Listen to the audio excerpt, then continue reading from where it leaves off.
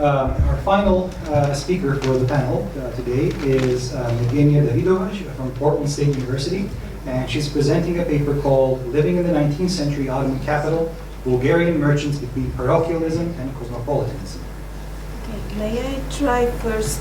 Can you hear me? No. Okay, sorry.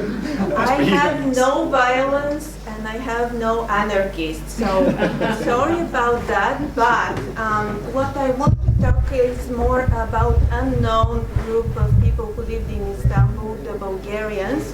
And what I also want to say is, luckily, I have a quote from an Italian, so that's my connection to the panel. So, about Constantinople, there is no uncertainty. Writers, on arriving there, at once lose their heads. Pertussier falls to stammering. Tocqueville thinks himself transported to another world.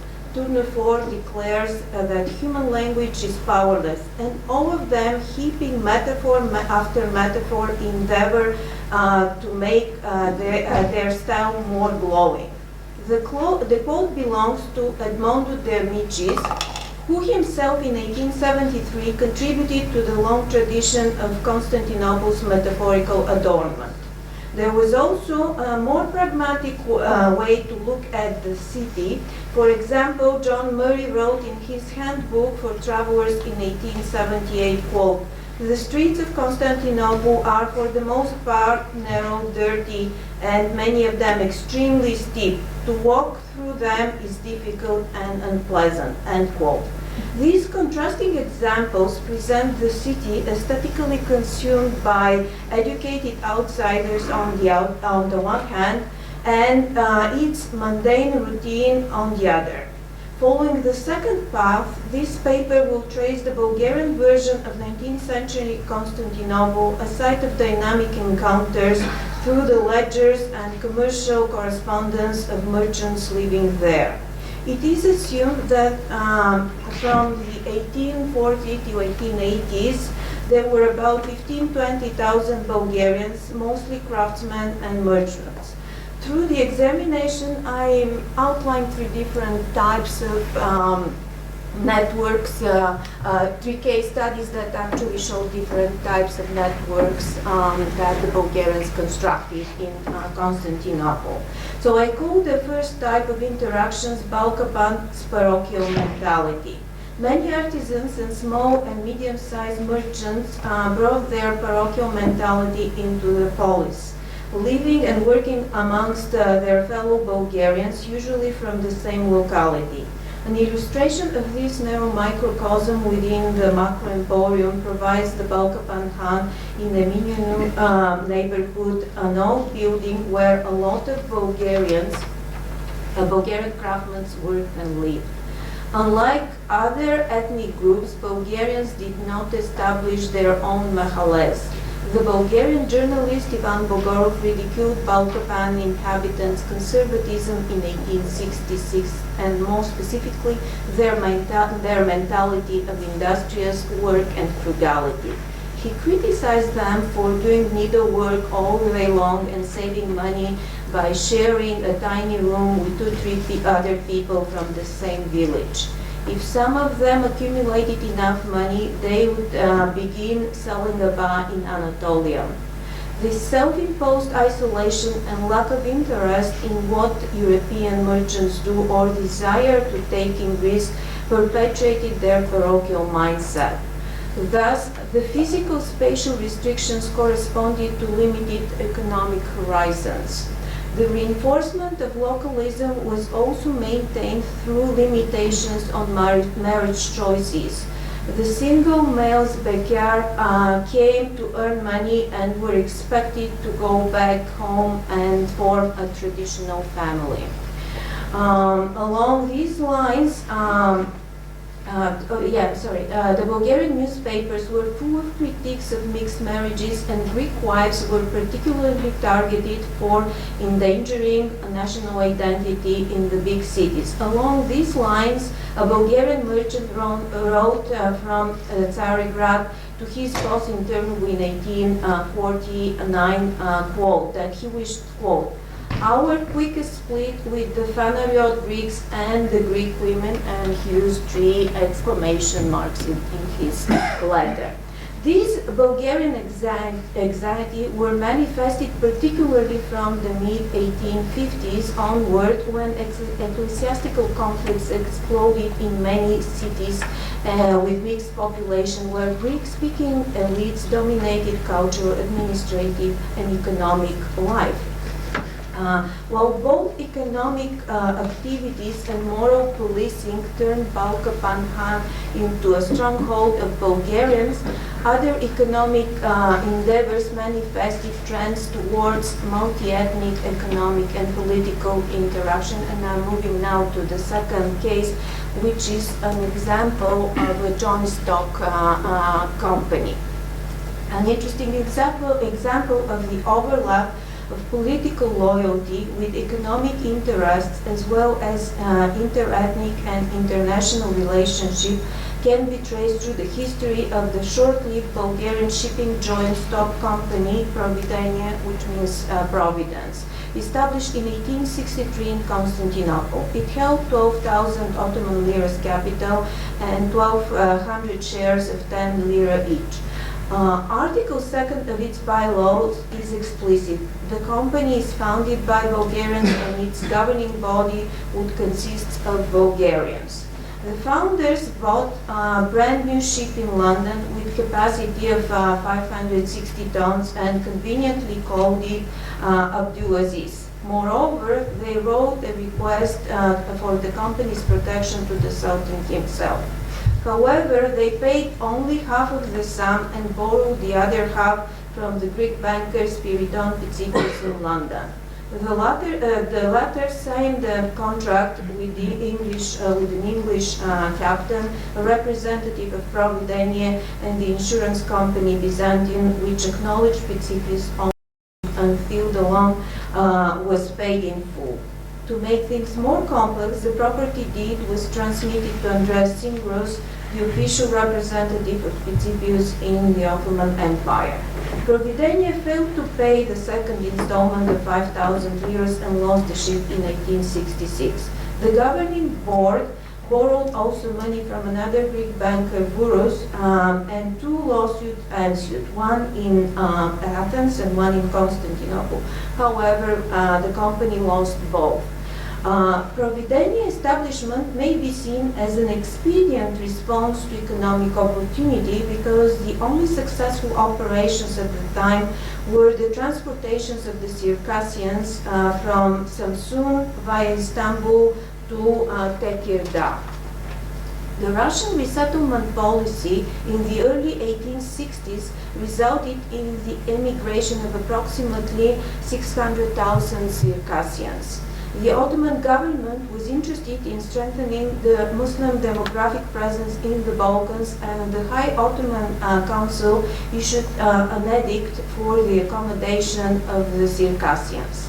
Their migration began in 1862 and reached a peak in 1863 and 65.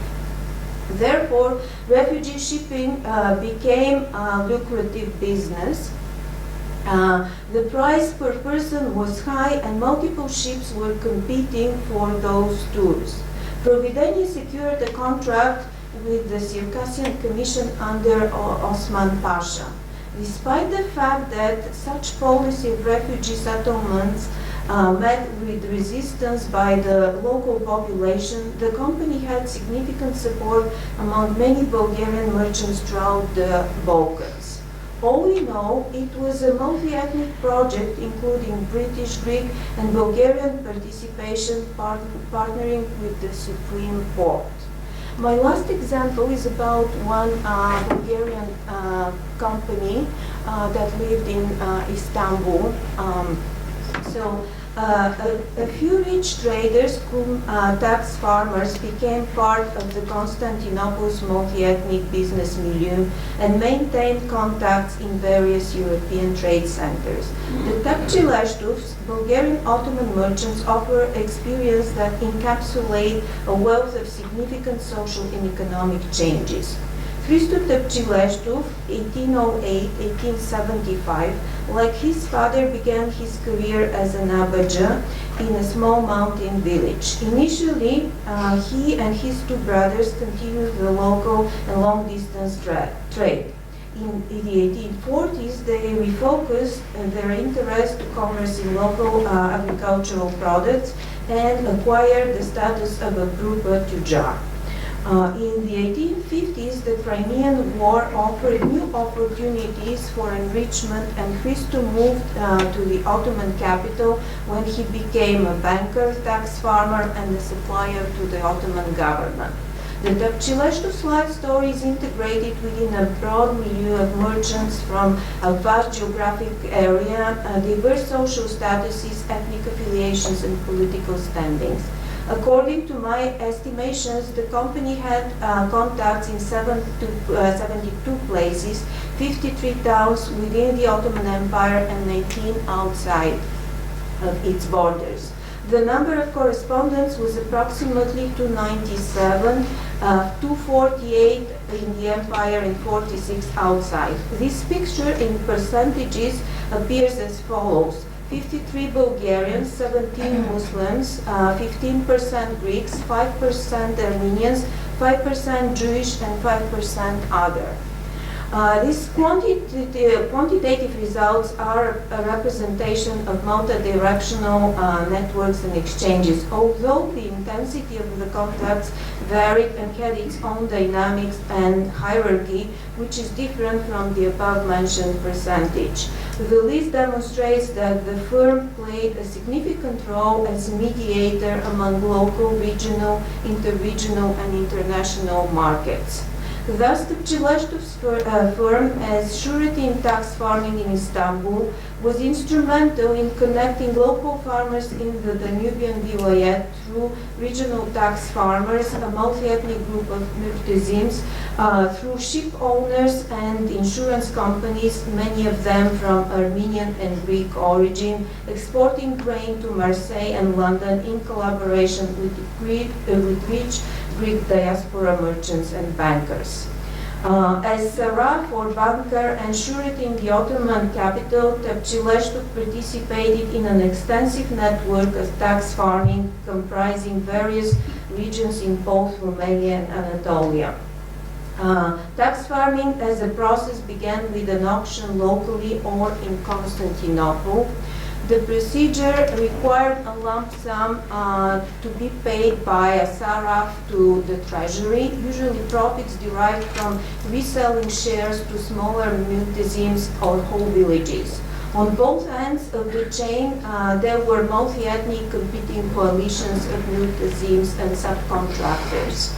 For example, in 1866, the type of wheat in Lom and Nikopol Kaza was farmed out for 1,200,000 gurush in 6 installments with Tepchileshtov as guarantor. The profit was 207,000, which was around 37.5% profit. So almost 30% profit explains the high popularity of tax farming of type. Tepchileshtov's archive contains multiple requests from various regions for subcontracting of small shares. The same is true for when they farmed out different taxes. Also, the same group plus very multi-ethnic group of different groups, different representatives, also delivered to the arsenal and to the palace.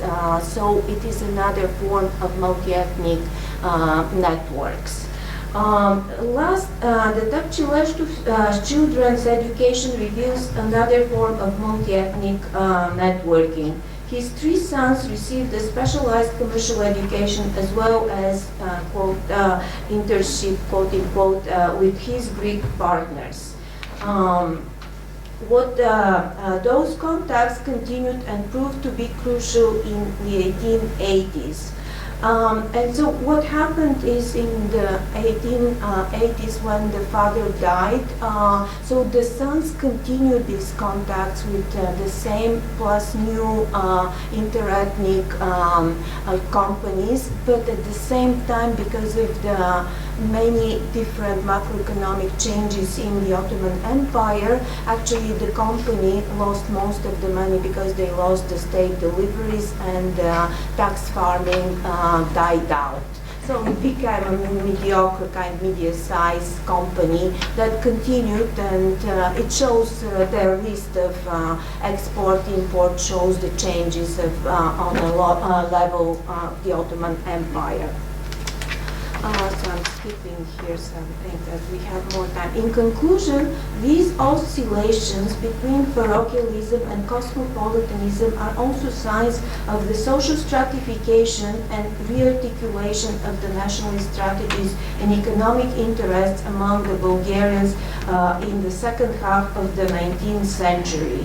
While the first case manifests the limitations of above production and trade, the second example shows late attempts at insertion in a broader commercial and financial networks, but only the highest economic layers were able to become part of the multi-ethnic and international commercial milieu, and even they maintain these contacts mostly at the business level, so there is no really, social, that much social and other cultural interactions. Thank you.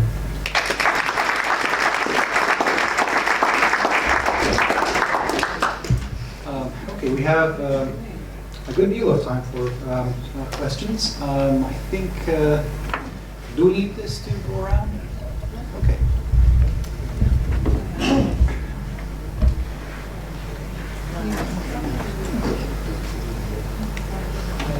Yes, it's towards Evguenia. Could you clarify? I'm just curious about this 1860s in Russia. 600,000 refugees were pushed out, is that it? And it was unclear to me as to where in Russia were these the Muslim Russians? Yeah, the Muslim Russians. Circassians, yeah. And where did they go to? Where did they go to? Mostly Macedonia, in the Balkans. They were resettled mostly. They were resettled in the Balkans. Still collect questions first, and then we answer. No, go ahead. We have Yeah. So they were resettled mostly in the Balkans. In different, so the population had a very high resentment because they forced the population to take care of them, to build houses. There was tax. So that's in Macedonia and Serbia? It's what is today Macedonia, which was an Ottoman Macedonia. It's part of Greece, part of Bulgaria. It was much bigger in 19th century. But the whole Balkans.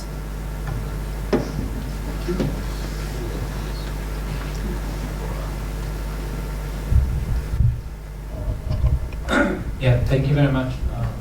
Papers were fascinating. And my question is for Professor Chodor and Professor Gomer. I find both, your call to include anarchists within this definition of libertarianism very compelling. And I wonder though, what would have happened if your 19th, 20th century anarchists would have found that they are labeled under the same category with Professor White's entrepreneurs, such avid capitalists which invest their money in plantation, cultivated by slaves. And, make me think about this pairing of practical definitions like anarchists used by historical actors and analytical categories like Levantine that are used by historians looking backwards.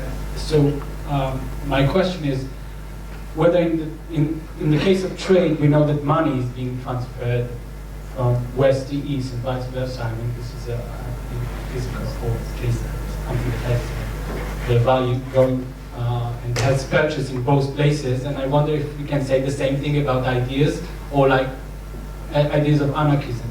It had purchase in the east the same way that it has in the west. Thank you, Dr. That's not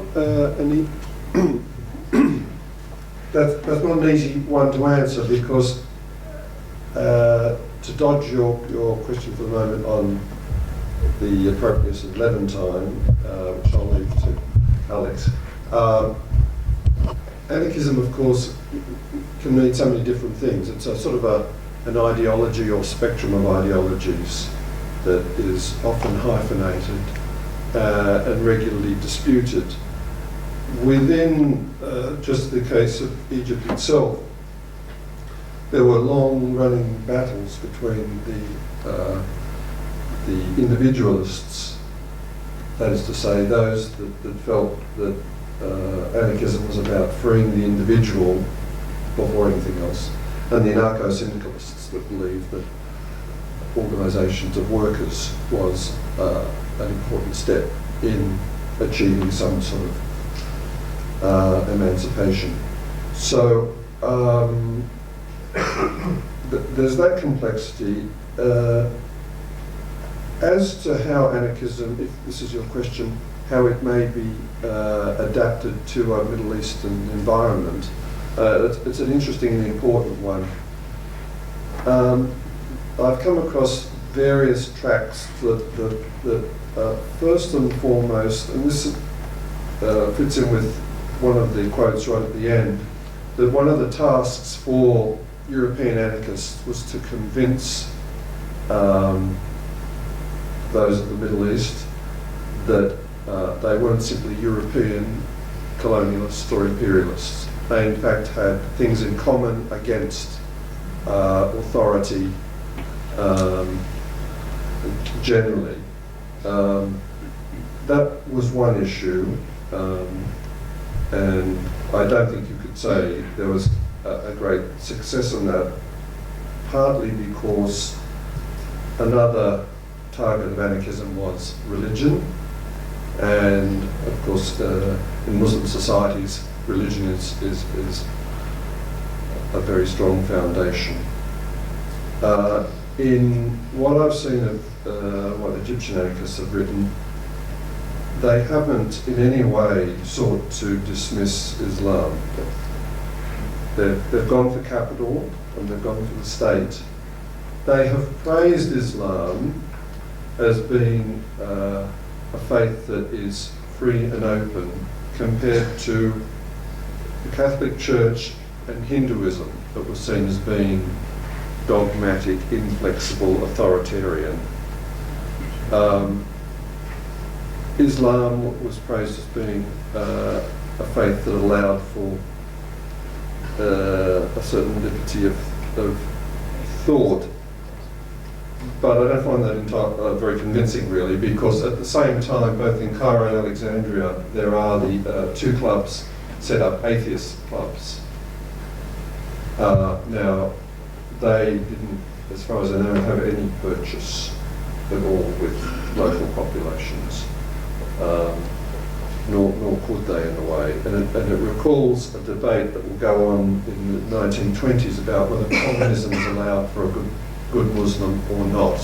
And that's sort of finessed in different ways, but it recalls that tension between an idea that's seeking to dismiss all sorts of authority, economic, political, theological, in an environment that is deeply religious. And I don't think that circle is going to square. Thank you. For the first part of what you were commenting on, as Anthony mentioned, anarchism is a gigantic family of ideologies. It's not a single thing. It's highly eclectic. Off the top of my head, I can count more than a dozen different kinds of anarchism, which are quite unique and quite different from each other. So anarchism is just a shortcut that we're using because, of course, every time we say it, we'll have to do a huge footnote and everyone would fall asleep. Now, about the second part of what you were saying, and well, actually, before you do that, let me just comment quickly on the anarchists and their impact, let's say, in Ottoman lands or in the Near East. They do not deeply penetrate the native populations of the Ottoman Empire. But that's not to say that there isn't interest, there isn't, I don't want to use the word conversion, but people who actually become anarchists and define themselves as such. I didn't have the time in my presentation, obviously it's coming from a much larger body of work.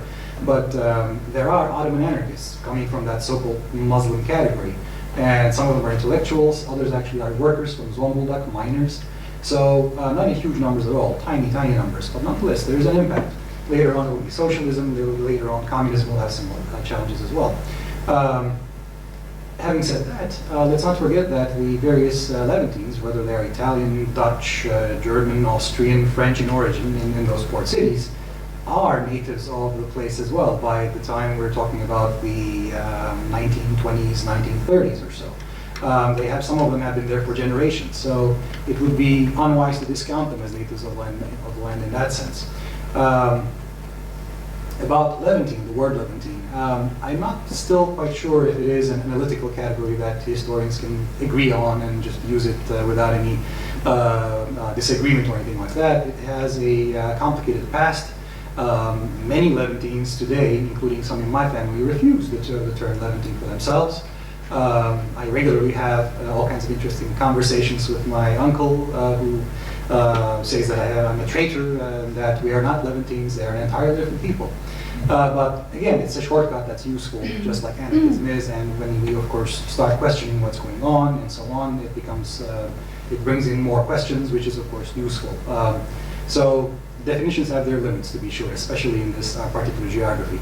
The one last thing, it's not just from the west to the east that these ideas are traveling.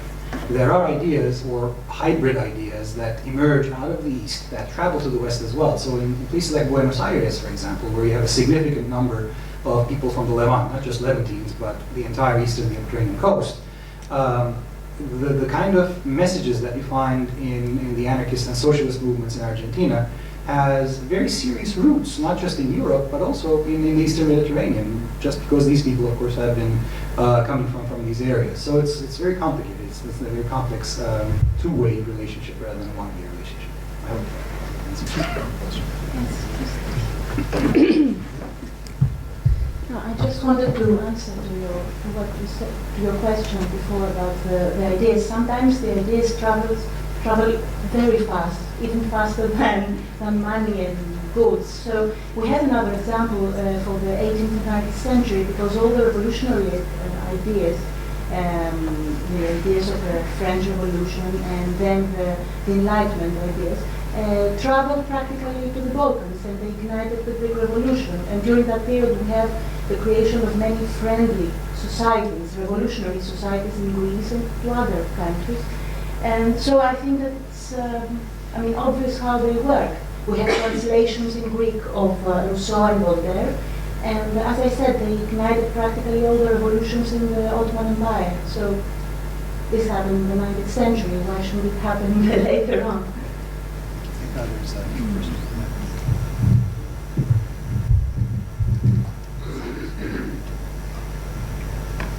Axel, I'm sorry. Just two words, I think, of Levantism, what we call, is a way of life. I agree. That's why you find it in South America. Not everybody qualifies it. It's a way of life. Tunisians can be that. Some Tunisians. Okay, one basic question and one broader one. Basic question is, you talk about networks of workers coming from Greece and Italy and so on. How much free circulation of labor was there in the Mediterranean at the time? How difficult or easy was this? And also within the Ottoman Empire, across the Aegean or across the Eastern Med? Because it seems to me that this is something that's completely lost today, that movement for people across the Mediterranean. The second question, at the end of the first day, maybe I can ask this, is Levantine culture and the time when there were all these Levantines living in the empire was seen as a cosmopolitan period. But was it really cosmopolitan? Because judging from the presentations, everyone just stuck to their own people and in their own communities. How much can you think about this as a cosmopolitan world? Were you asking him or who are you addressing? Dr. Gorman or myself, or both? Whoever. Go ahead, it's again. Well, let me do what I can about the first one on the movement of labour. I mean, it's a fair question, and I can't give a precise answer. But certainly, this period, it seems to me, not only the 19th century, but certainly the 19th century, the Mediterranean was a body of water that joined north and south more than serving as a border, which is how it's come to be in more recent times. And that could be unpacked in different ways. Certainly on the movement of labour, the like communities on either side, the familiar, putting religious differences aside, familiar sort of customs, family life, etc. I think there's much going on across the Mediterranean that connects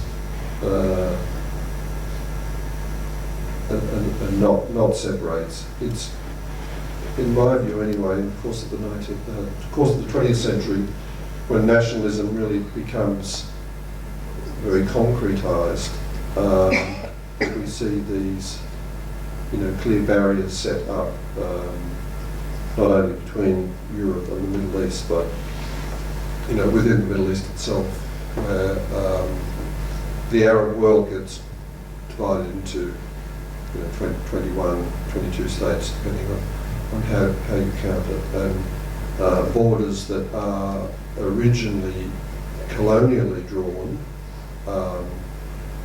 are taken up by local rulers and really adopted. So in the case of Syria, Iraq, across North Africa, there indeed, as we speak now, these borders are under pressure. But were there visa sort of restrictions and stuff? Did you have to go through a lot of bureaucracy to go from one end to another? I think it was a very sort of heterogeneous system. Not everyone had passports. There were different sorts of documents that you could use. I think policing those things was both was more open but less systematic.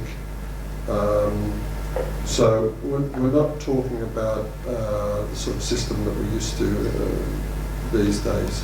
Not at all. The passport really is something that starts to kick in the late 19th century, and even then it takes time.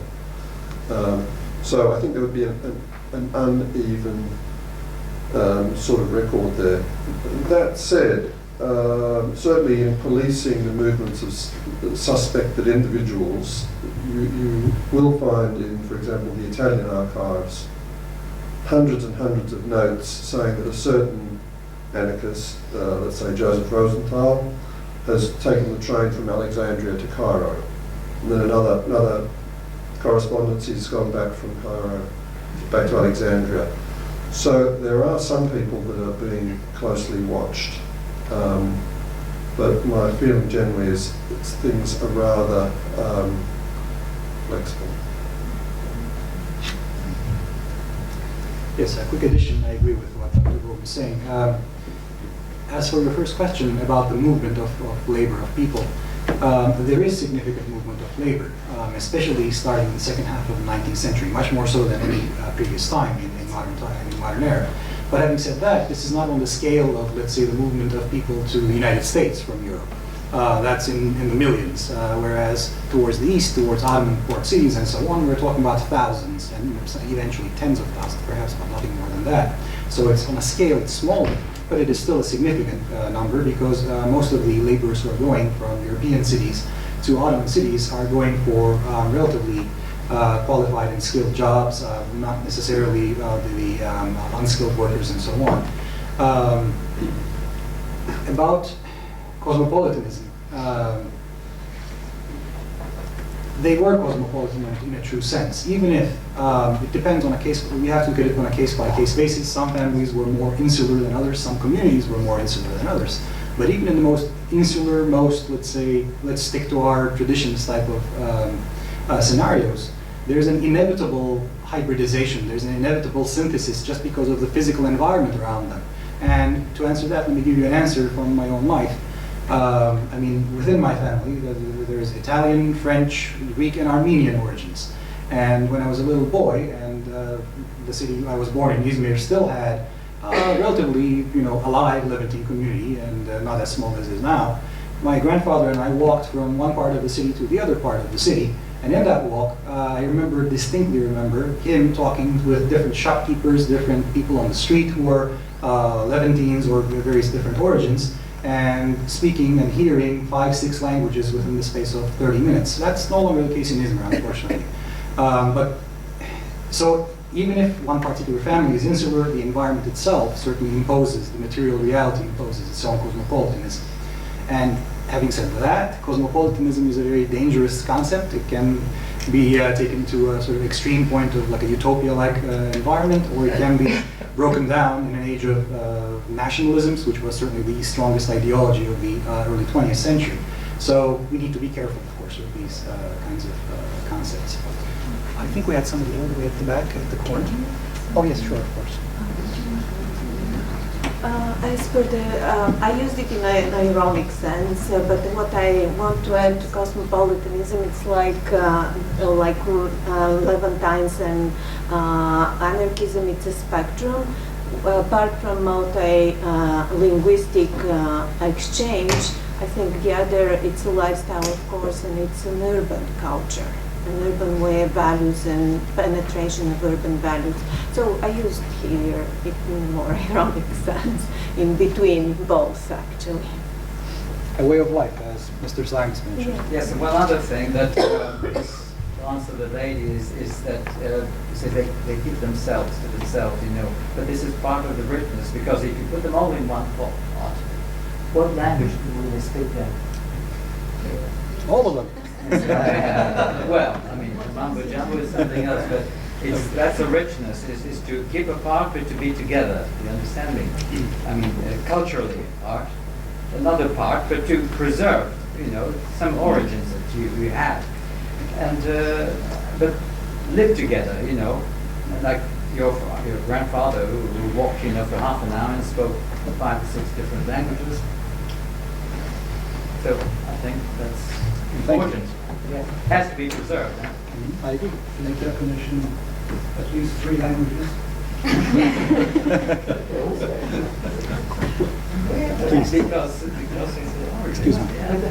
Hello, I have a question for Jesse White, which is that you made a case for the Levant company and joint stock companies having the foundation of empire.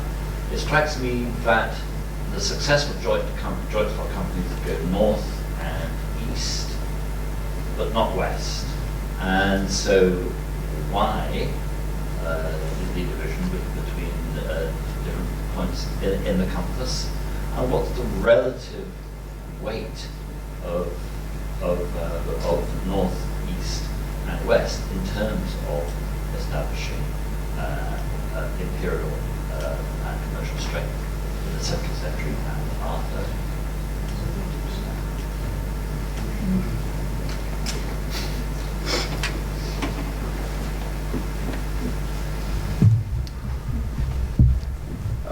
Well, as to the first part of your question about why companies seem to be more successful going east and north rather than west, I think a lot of it has to do with pre-existing and already well-developed markets existing east and north, and not existing to the west. So the West, becomes more of a colonial enterprise, especially in the 17th century. Than East, which is, for the Levant company, it's really a trading enterprise, not a colonial enterprise. And even in the 17th century for the East India Company, it's still primarily trade, but of course changing over time. I can't remember what the second part of your question was, sorry. The relative economic strength in the 17th century and thereafter, because eventually individual entrepreneurship wins out, but what's the balance? Right. So, just speaking about the Levant company, and not really other companies, the Levant company was interesting in that it wasn't a joint stock company. It was made up of individual members who sort of conducted their own trade separately. It was a monopoly company, regulated company is what it was called. So some merchants could be successful, and this is the Williams family example that I gave. You know, they had this sort of extensive network, and their success was not dependent on anyone else in the company. You know, so they could sort of do their own thing. And that's, I think, what makes the Levant company interesting in a lot of ways, is it was both a company and a collective of individuals who sort of carried things out on their own. They also cultivated a very close relationship with the state, in the sense of getting the state to protect their monopoly. Their monopoly was attacked frequently in Parliament, in print. The levelers really went after it after the English Civil War, and they were able to dodge all of this. They were always able to make the case that that their company was for the benefit of everyone, that they were the best way of preventing, say, the Dutch or the French from completely captivating all the trade to the east. And so they saw themselves sort of in a tight relationship with the state, and with sometimes an awkward relationship, but at the same time an extension of English power. And so they said, when things go well for us, it goes well for everybody. I think we should... Sure, you can, go ahead. Our last question, and then... I know that you just talked about the first period, but I was wondering to what extent the Great Depression influenced the relationship between the two countries. Yeah, sure, of course. We're talking about actually the second phase, so from 1929 until 1935. But actually in this period, the economic relations between Italy and Turkey were very good. Yeah, of course, it was a depression, so the economic crisis, but in the same time was established, for example, the Fiera del Levante, was the, how can I say in English, Fiera, the Congress, Trade Congress, fair, in South Italy, and it was each year, so from 1929 until 1935, each year was this very big fair trade. Also in 1931 was established another journal working in Puglia, working between Turkey and Italy. So probably in terms of business, of course, there was some difference, but in terms of institutions and cooperation, from 1929 until 1935, we can describe this period as the apogee of Turkish cooperation, Italo-Turkish cooperation. Thank you. I would like to thank the audience and thank my colleagues here for a nice, great panel. And we look forward to seeing you at the reception at the Oriental Club at, is it 6:30? Yeah. I believe it's at 6:30. All right, thank you.